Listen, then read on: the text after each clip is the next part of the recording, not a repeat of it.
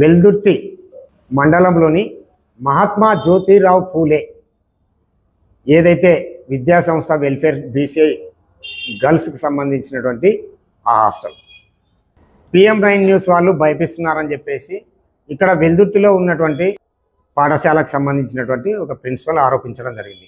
ఆమె ఏమని ఆరోపిస్తూ ఉంది, 5 సంవత్సరాల క్రితం నుండి మాకు ఇన్ఫర్మేషన్ ఇవ్వండి, ఆ ఇన్ఫర్మేషన్ ఈ ఇన్ఫర్మేషన్ ఇవ్వండి అని చెప్పేసి మమ్మల్ని వేధిస్తున్నాడని. వెల్దుర్తి స్కూల్ ప్రిన్సిపల్ అండి. గత 2 రోజుల నుంచి ఒక యూట్యూబర్ మమ్మల్ని క్రిటిసైజ్ చేస్తూ ఫేక్ న్యూస్ వైరల్ చేస్తున్నారు. ఫ్యాక్ట్ ఏమంటే గత 5 ఏళ్ల నుంచి ఇతను ప్రిన్సిపల్గా ఎవరు ఉన్నా కూడా ఇతను చెప్పిన దౌర్జన్యానికి ఒప్పుకుంటే ఏమీ జరగదు. కాకపోతే ఇతను రాగానే మా దగ్గర ఏ ఇన్ఫర్మేషన్ ఉంటే అది ఇవ్వాలి, ఫార్మాలిటీస్ అడగడం జరుగుతుంది. అతను ఆ పర్మిషన్ ఇవ్వాలి, అతను లోపలికి ఎప్పుడు పడితే అప్పుడు రావడానికి పర్మిషన్ ఇవ్వాలి అంటున్నారు.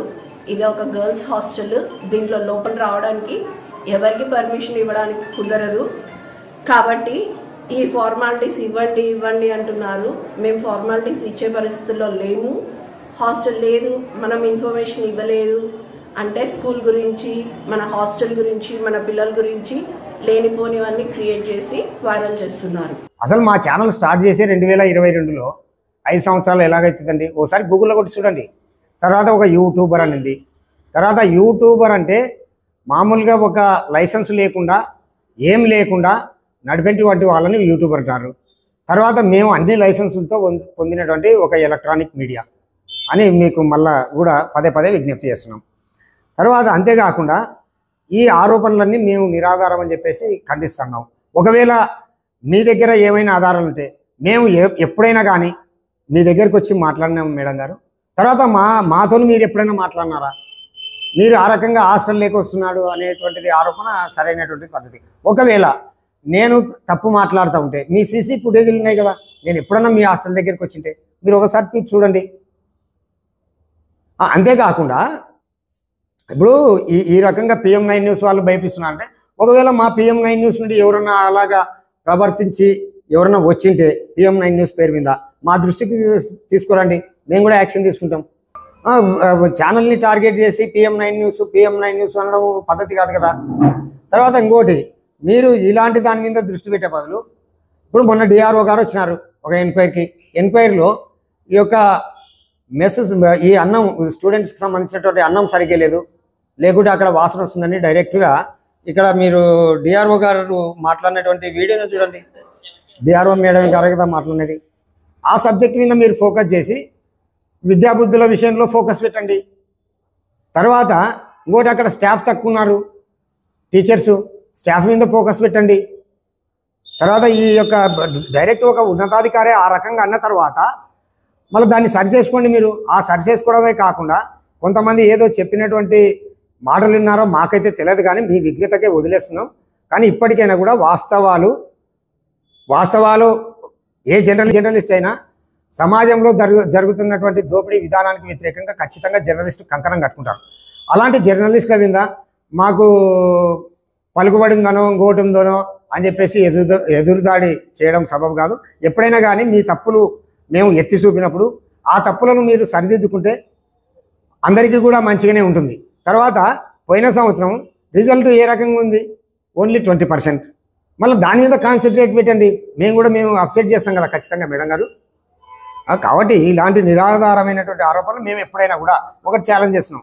మీతో ఎప్పుడైనా కానీ మాట్లాడినామా, మేము మీకు ఫోన్ చేసామా, మీ నెంబరే తెలుసు మాకు. తర్వాత మీరు ఎప్పుడైనా మాకు ఫోన్ చేశారంటే అది లేదు. తర్వాత మేము మీ హాస్టల్కి ఎప్పుడైనా వచ్చినాము, లేదా హాస్టల్ లేకొచ్చి అది ఇవ్వండి ఇది ఇవ్వండి అంటున్నారు. మేము వచ్చినట్టుంటే కింద మీ సీసీ ఫుటేజ్ ఓపెన్ చేయండి, ఏ శిక్షకైనా రెడీ. నేను ఇక్కడ అదే బ్రదర్, ఇప్పుడు దౌర్జన్యంగా వెళ్ళినారు అని చెప్తా ఉన్నారు మేడం గారు. దౌర్జన్యంగా వెళ్ళి ఉంటే వాళ్ళ సీసీ ఫుటేజ్ అంత దూరం పోతారండి. ఇన్ని మాట్లాడిన మేడం గారు, నేను ఒక సజెషన్ చెప్తాను. అది బాలికలకు సంబంధించినటువంటి పాఠశాల, రెసిడెన్షియల్ వెల్ఫేర్ సంస్థ. దానికి అసలు మెయిన్ రోడ్డు ఇటు వెల్దుర్తి నుండి నన్నూరు మీదుగా పోయి కర్నూలుకి వచ్చే మెయిన్ రోడ్డు, ఆ మెయిన్ రోడ్లో అసలు కాంపౌండే లేదు. బట్టలు బయట రోడ్లు ఆరేసుకుంటున్నారు పిల్లలు. దాని మీద కాన్సన్ట్రేషన్ పెట్టండి. అంటే మీరు ఎప్పుడు కూడా ఇటువంటి ఒక తప్పు ఎత్తి చూపేదాలకు అబ్బా మీరు తప్పు ఎత్తి చూపుతున్నారని చెప్పేసి ఈర్షలుకోవడం సబబు కాదు. మాకు ఎవరు శత్రువులు ఉండరు, ఎవరు మిత్రులు ఉండరు, మాకందరు సమానమే. ఇప్పుడు మాకు కూడా ప్రిన్సిపల్ మేడం గారు మాకు కూడా ఆడపిల్లలు లాంటిదే. మాకు ఆడపిల్లలు లేరా, లేకుంటే మాకు అమ్మాయిలు లేరా? మేము ఏ రకంగా వస్తాం అది గర్ల్స్ హాస్టల్లో మాకు తెలియదా? అంత ఇంగిత జ్ఞానం మాకు లేదా? అటువంటి నిరాధారమైనటువంటి ఆరోపణలు చేయడం తప్పని చెప్పేసి దీన్ని తీవ్రంగా ఖండిస్తున్నాం. మేము కూడా ఇటువంటి జర్నలిస్టుల మీద మేము ఒక్కటి అడిగినట్లు ఏ ఆధారం ఉన్నా కూడా నేను బహిరంగ క్షమాపణకైనా రెడీ. తర్వాత ఇంకోటి మతం కాదు కానీ ఇక్కడ నేను నమ్మిన దేవుని మీద నేను ప్రమాణం చేస్తాను, ఆమె నమ్మిన దేవుని మీద ఆమె ప్రమాణం చేస్తుంది. నేను అడిగినట్లు ఇది కూడా ఛాలెంజ్. ఎలాంటి ఆధారం లేకుండా ఇప్పుడు ఆరోపణలు చేస్తున్నారనేది కదా. నేను అదే ప్రమాణం, ఆమె ఏ దేవుని నమ్మని ఆ దేవుని మీద ప్రమాణం చేయను, నేను నమ్మిన దేవుని మీద నేను ప్రమాణం చేస్తాను. ఇవి అసలు సమాచారం కాదు.